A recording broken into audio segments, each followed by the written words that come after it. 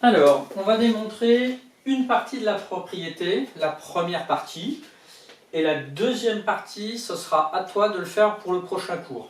Donc je te conseille d'être attentif.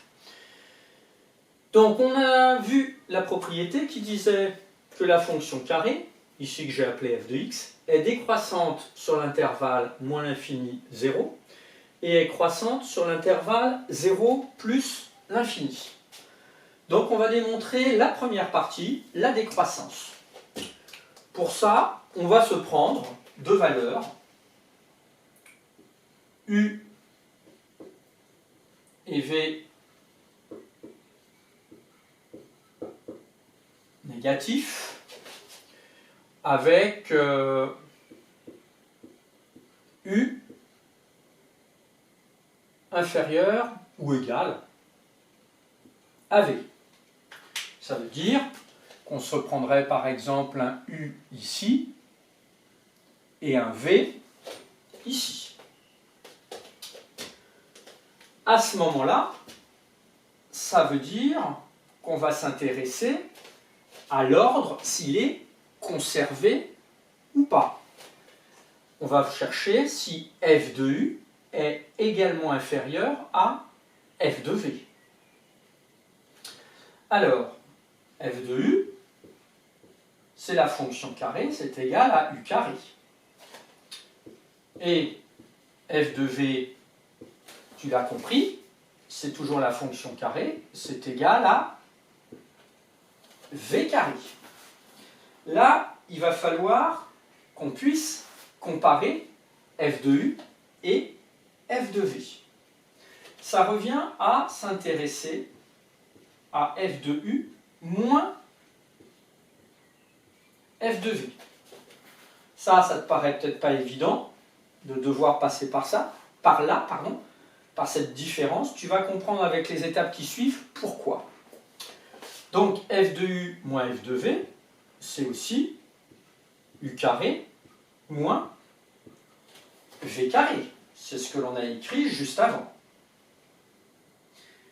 Ceci, c'est aussi une identité remarquable, u plus v, le tout facteur de u moins v.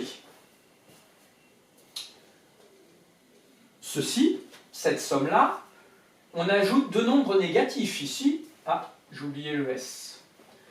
On avait deux nombres négatifs. Si on ajoute deux nombres négatifs, c'est aussi négatif. Ou égal à 0. Là, on aurait pu, j'avais dit, mettre ou égal. Ensuite, le signe de u moins v. U moins v, sachant que u est plus petit. U ici, il était plus petit que v. Donc, comme u est plus petit, c'est comme si, par exemple, là, on prenait moins 5 et moins 2. Si on fait moins 5 moins 2, ça fait moins 5 plus 2. Donc ça, c'est négatif aussi. Conclusion, ceci est négatif, ceci est négatif.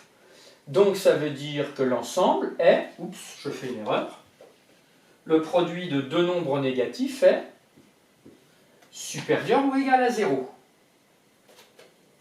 Donc, on en déduit que f de u moins f de v supérieur ou égal à 0.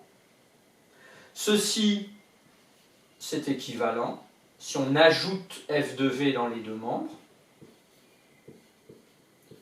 à ceci. Et maintenant, on peut comparer. On avait au départ u inférieur ou égal à v, f de u supérieur ou égal à f de v. Tu peux dire que l'ordre a changé, donc la fonction sur cet intervalle est bien décroissante.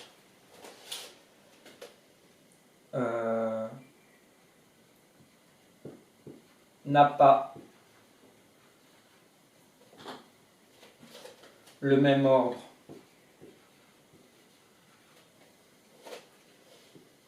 que u inférieur à v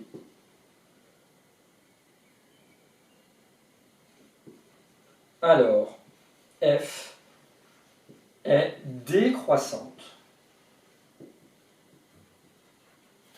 Attention sur l'intervalle, hein. On précise bien que c'est sur un intervalle, c'est pas sur tout l'ensemble des réels.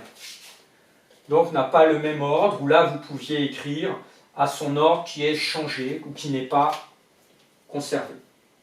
Donc voilà pour la démonstration sur cet intervalle-ci. À toi, pour le prochain cours, de faire la même chose sur l'intervalle 0 plus l'infini. Donc il faudra prouver cette fois-ci qu'elle est croissante sur l'intervalle 0 plus l'infini.